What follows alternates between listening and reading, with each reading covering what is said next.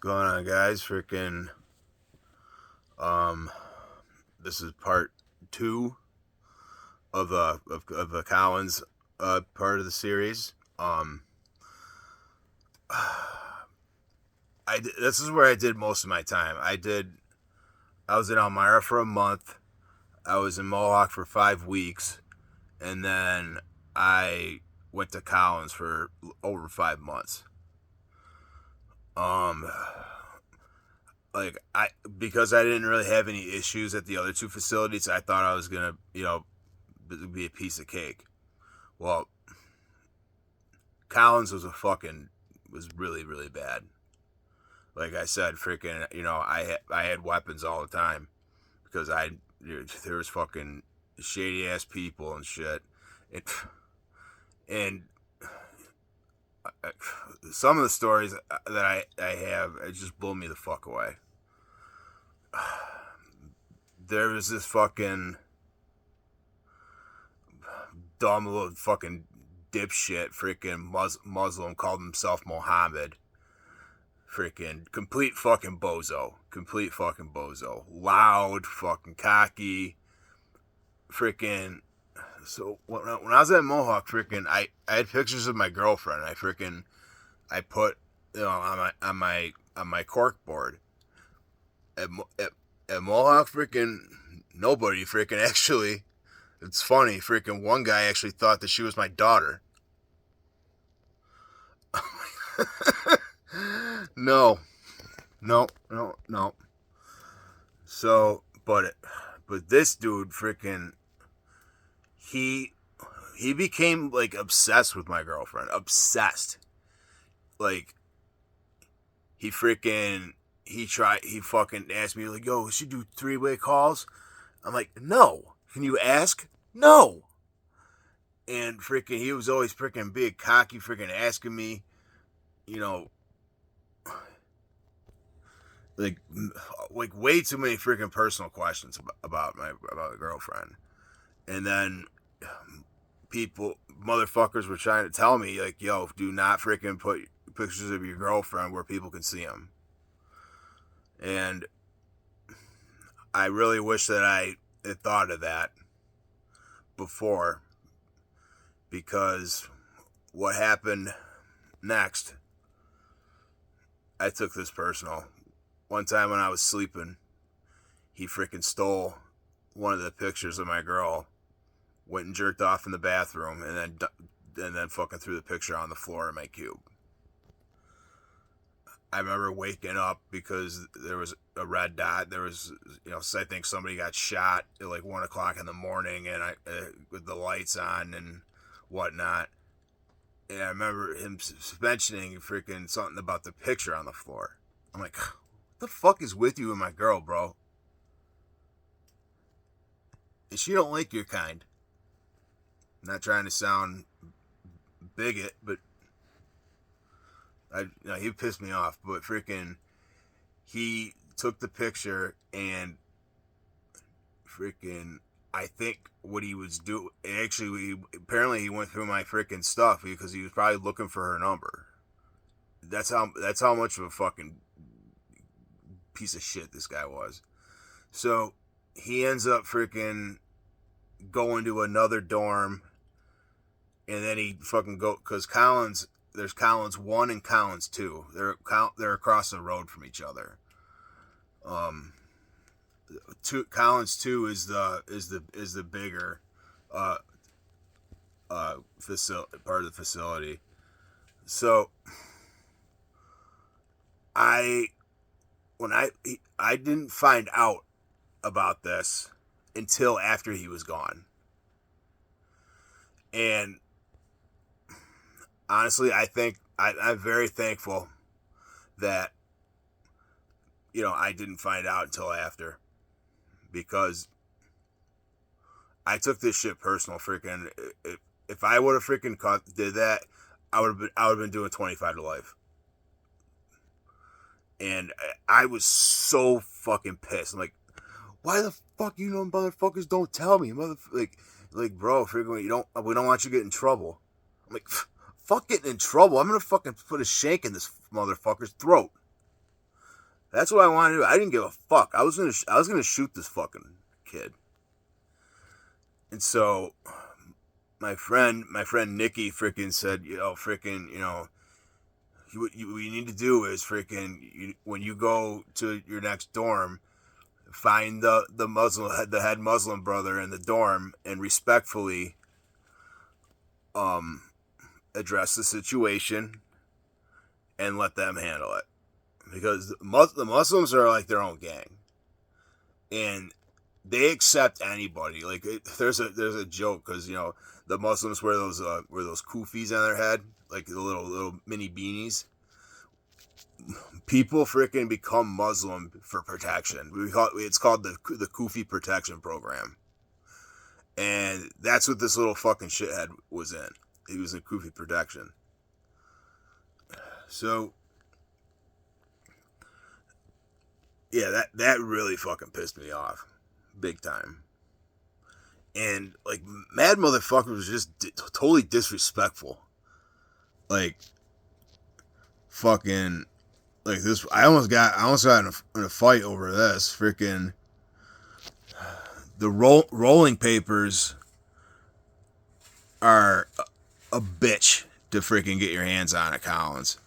They only sell freaking packs of freaking the white ass bamboo 32 or whatever. The rest of them, you gotta get papers in with packages, or even use the Blue Thunder, the toilet paper wrapping. And mad people freaking like tried to get freaking papers from me. And one dude actually fucking pinched me. He's like, "Yo, give me after I said no," and he like pinches my arm, like, "Give me a paper." I'm like, "Dude, you fucking touch me again, I will fuck you up. You understand?"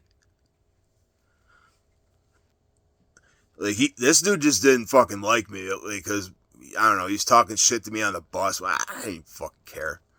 I don't fucking care. But yeah, so that happened, and then I flipped out over this too. Freaking this motherfucker woke me up at 2:30 in the morning to ask me for a paper.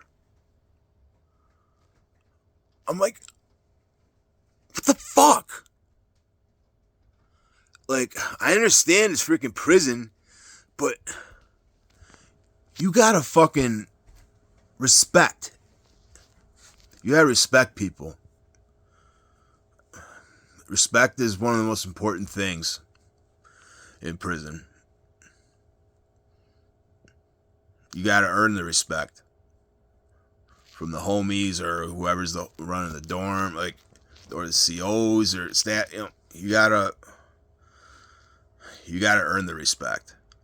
And well, it's actually when I told you about when they beat the fucking crap out of me over the Suboxone thing. The officer who caught me, Officer Seafeld, freaking, I wasn't on his bad side for long.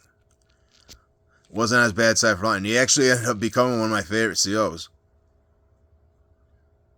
I really liked him. He was cool. And who are this? Well, speaking of COs, this was when I got to Collins. This is the first time that I was warned about certain correctional officers. And freaking one of them was Officer McGee. Freaking like short, really fat, freaking he do motherfuckers dirty. If he don't like you, fucking he'll plant a fucking shank on you, and you'll catch a new one. That's what this motherfucker does. Or I don't know, they should fucking fire his ass. But anyway, freaking, I was gonna say, hold on, my water. Excuse me. But I was warned about these COs, and when I got to Collins, like I still had my big ass beard, and I remember I was going to lunch one day, and he's like, "You, let me see your ID." He looks at my ID and he looks at me. He's like, "Are you Muslim?" No. Are you Jewish? I had to think about that one because when I got to Elmira, I told him that I was a Jew because my hair was down to my shoulders and I wanted to keep my hair. Didn't work out in my favor, but he's like, and I said no. He's like, because I figured freaking if I said I was Jewish, like this motherfucker would go and look up your freaking files and freaking then confront you about lying about it. So I just wasn't dealing with that. So he told me that I had like 30 hours to get rid of my beard or there was going to be a serious fucking problem. Over a beard? Like, I don't know why they did it to me. My buddy Donnie, freaking, who I was in Elmira and at Collins with, freaking, Donnie was like my prison dad. Freaking, you know, he did, like, he was like on his fourth bid or something like that. They didn't make him cut his beard, well, because they know he's in the Angels, the Hell's Angels, so they don't fuck with him. Donnie would just tell him to fuck off. But yeah, they told me I had to cut my beard, so I did it right away. And then it was weird. The next day, he recognized me. He's like, looks good. And then when I walked out of the mess hall, freaking, he's like, since you listened, I told some of the officers that you complied, so you should have a little easier of a time. The fuck? The hell is that supposed to mean? Freaking, well, one time, freaking, I got caught with ink, fresh ink, this and that. I had got, well, because I'll talk more about my tattoos later on, but I did my first session, and I went to the mess hall every day, freaking didn't notice anything, and then once I got this and that, I got that at the same time. I had my coat covering my hand. And this was at breakfast. Freaking, I'm walking out, and they're like, give me your ID. I'm like, okay, what's going on? He's like, let me see your hand. I'm like, oh, fuck. So I did this. Here, he's like, nope, turn around, come on, don't play.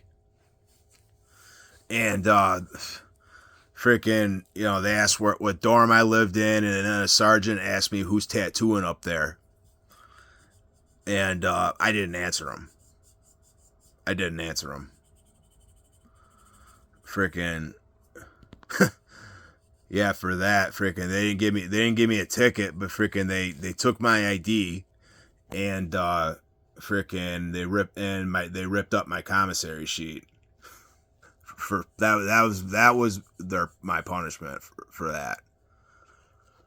It's a good thing. It was a good thing that there was at that time there was a Suboxone drought, and it went, you know, because when I got there it was like a milligram was going for like $7, $6, but you could when it was a drought, you could get $50 for half a strip, 4 millis for $50 or more. You know, yeah, I got my ass beat for freaking having my fingers in my mouth. And you know, I won't lie, freaking I got my shit quite a few times after that. I just wasn't stupid about it. And so damn it,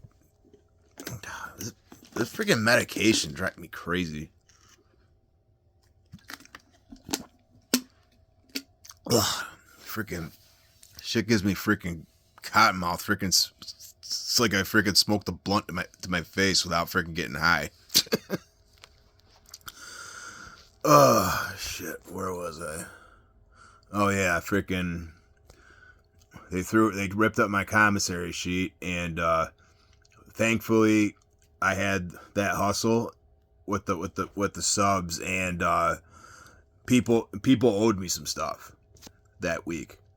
So I mean, as long as I had cigarettes and coffee, I was fine. I didn't give a shit.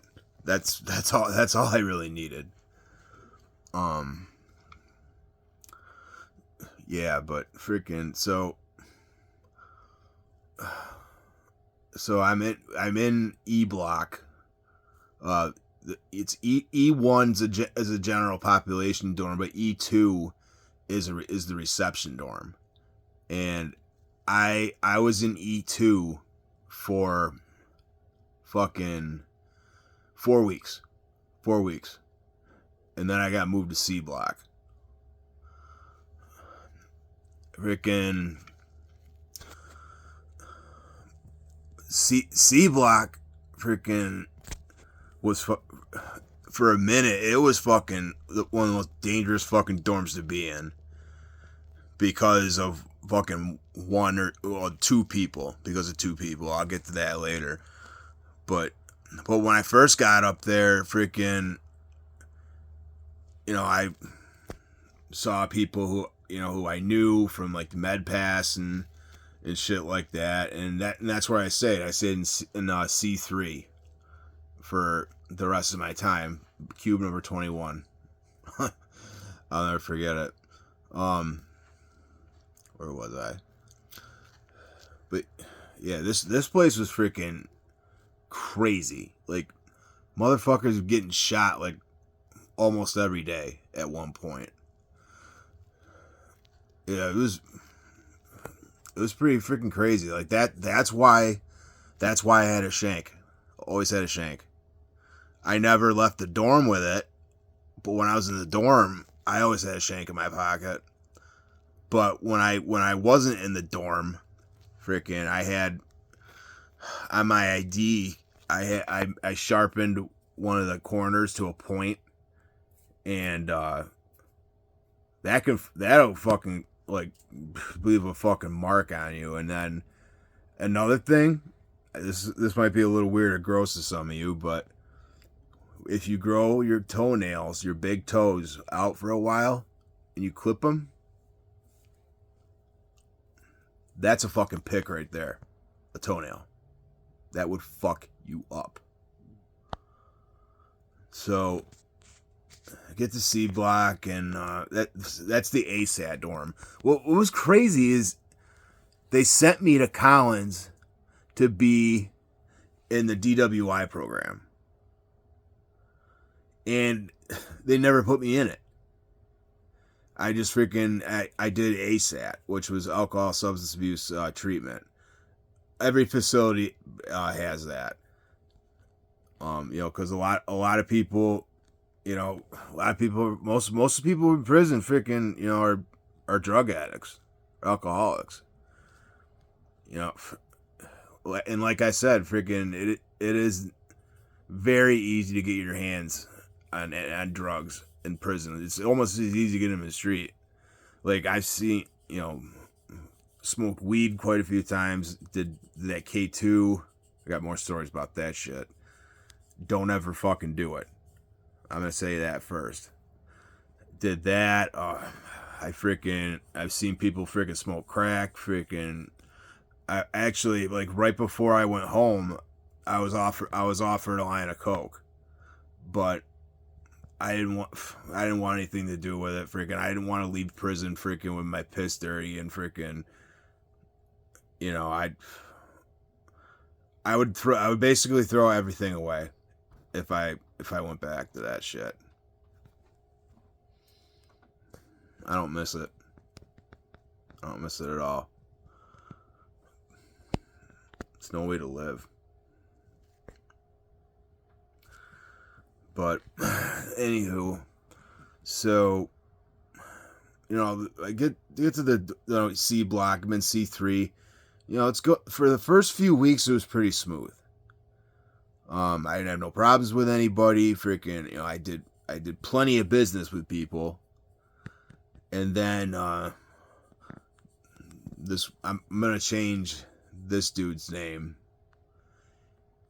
He was 22 years old, 5'4", and Hispanic, and he was an ape or gorilla, apes, and he fucking terrorized the dorm, terrorized it. Fucking shooting people in the bathroom, freaking trying to extort people, freaking making people empty out their lockers. Like, why the fuck would you let a little 22-year-old dipshit freaking do that to you? You know, he thinks he's fucking, king shit, tough, freaking. But I'll get to this story and then I'll leave it for tonight. Like I said, I always had a weapon, and one time I went to the bathroom, and I saw something that I wasn't supposed to see, and so there's the two apes freaking freaking start getting in my face and shit like that, and then I'm gonna call this dipshit fucking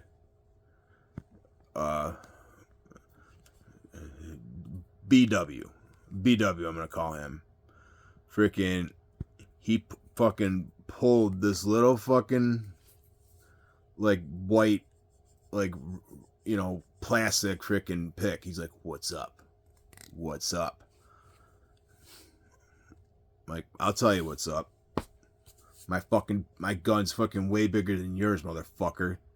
He's like, "Oh, you got balls to freaking put a knife on me?"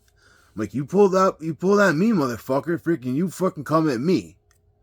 And then we almost freaking started shooting each other.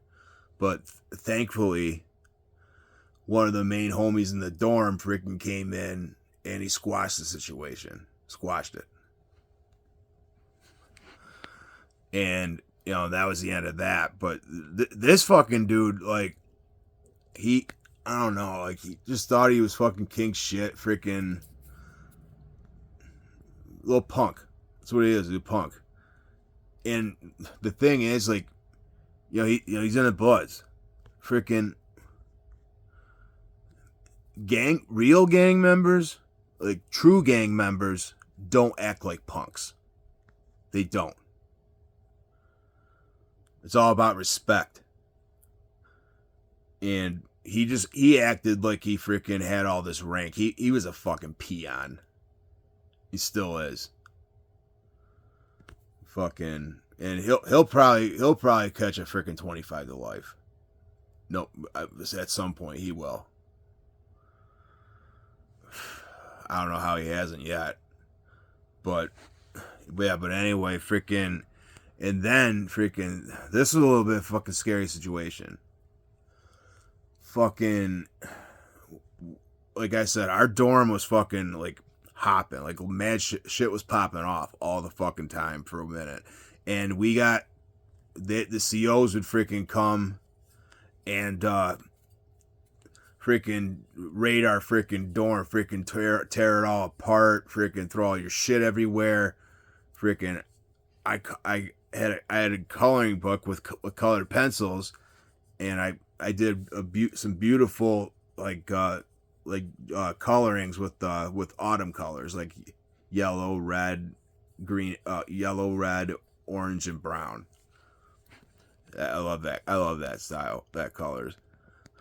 They ripped all of them apart, and so, but every time they would usually every time they would come up in up in the dorm and tear it apart, they would take BW in for questioning for something. They knew who he was affiliated with.